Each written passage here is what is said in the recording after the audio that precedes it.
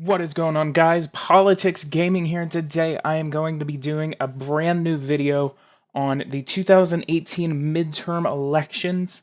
What we are looking at actually tonight is actually going to be a very interesting map. We are looking at the first time, at least since I have covered it.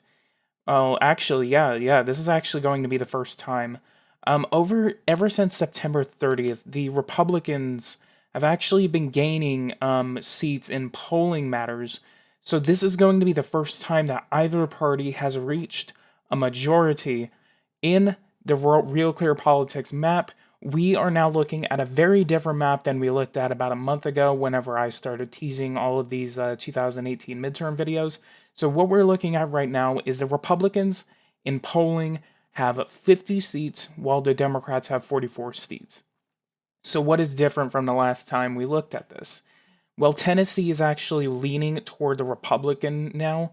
There's been a lot of stuff saying, oh yeah, well Tennessee's actually going to flip this year. So we are actually looking at the reassurance that Tennessee, the state of Tennessee, is going to stay Republican this year, with Marsha Blackburn definitely gaining back in the polls. As of the New York Times poll that was conducted on October 8th to October 11th, Blackburn is now double digits in the lead over her over her Democratic opponent.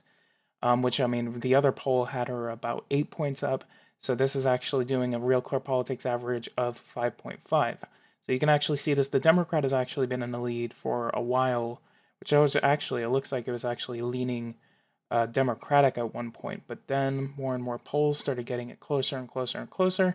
Then we had a 1.3 spread, then a 0.3 spread, and now we were tied for a good amount of time.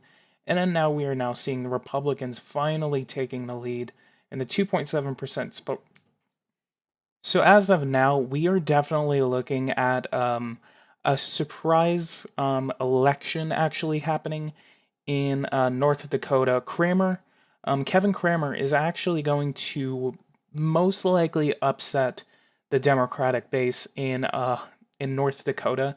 The last two polls that have actually come out have had double digits in Cramer's favor. So we're definitely looking at a Republican North Dakota this year.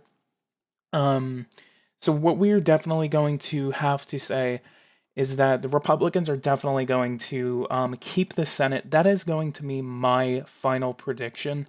I'm gonna make more and more videos um, along along the lines leading up to the election and on the election.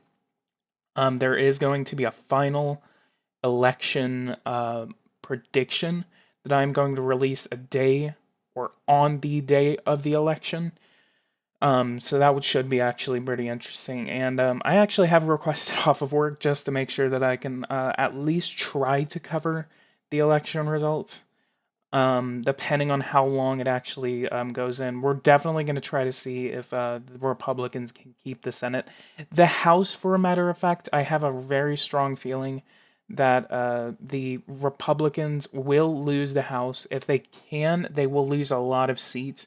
They could keep the majority, maybe by about 1 or 2 seats, 5 seats at the most. But yeah, that's going to be my little 2 cents on that. That the Republicans will keep the Senate. They are definitely going to keep the Senate. It's just way too conservative right now, especially with the support for Donald Trump and stuff like that. It's it's just it's just a given. We're looking at Joe Donnelly, 2.5% spread between him and his Republican opponent. Indiana is going to be a mixed bag for me. I don't think the Democrats can lose Indiana or West Virginia. Um, but at the same time, um, the best states for the Republicans to flip is going to be North Dakota, Missouri, and Florida. The best ones for them to keep are going to be Texas, Tennessee, um, and I have a 25% chance that they can keep Arizona. Arizona is also a mixed bag for me because, I mean, the Democrats are actually very, very popular in the state of Arizona. I think that McSally can keep the state. I think that just looking at her posture and looking at how she has been leading her campaign, she definitely can make a surprise upset against the Democrats and definitely win her seat very narrowly. Nevada as well. I think there is going to be another upset in Nevada. With that, the last two polls have shown Heller in the lead. It's going to be a very close election in the state of Nevada, but in any case, it's going to be very interesting in my opinion. The House, we're actually going to go ahead and look at the House real quick. The House is going to be a very different scenario because the House is more based on like congressional districts and stuff like that.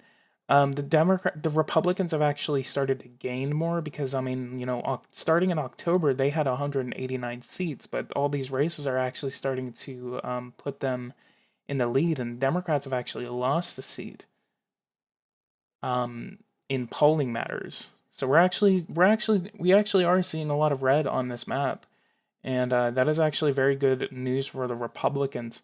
This district right here, actually in Texas, is actually a very competitive district. This is actually going to be Texas 23, where the Democrats think they can actually win and flip that district because of its proximity to the border.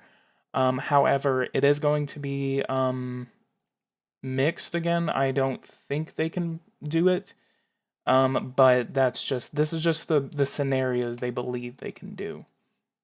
There's several districts in Kentucky, West Virginia, Virginia, New York, and a lot of these districts are actually very, very deep red, including in Illinois, and even in the suburb of Chicago, we are actually looking at Republican leads in these races. We're actually going to go ahead and look at Illinois 6. The Republican is actually in the lead. We're actually looking at a lot of these House races where the Republicans are in the lead. So we are actually looking at a very competitive House race. That the House of Representatives is going to be a hard fought battle for the Republicans. I think that the candidates they're casting in these races, I think they can at least put something there. Minnesota 8 actually seems to be very competitive. And I'm actually going to go ahead and make a list of just full on races I need to pay attention to. And I think before the election, I am going to get a subscription to the New York Times so I can actually cover this election with the best of my ability. So, guys, if you guys actually like this, go ahead and leave a like, subscribe to the channel if you are new.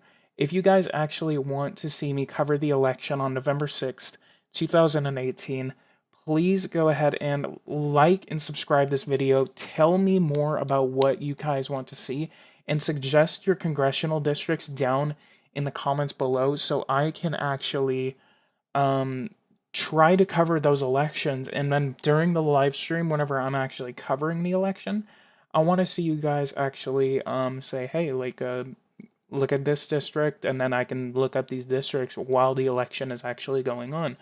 So that is actually going to be a very anticipated live stream that I'm going to look forward to. So guys, if you guys like this, go ahead and leave a like, subscribe to the channel if you are new. And guys, I'll see you guys on November 6th whenever we cover the 2018 midterm elections for the Battle of the Senate and the Battle of the House. Thank you guys so much for watching this, and I'll see you guys there.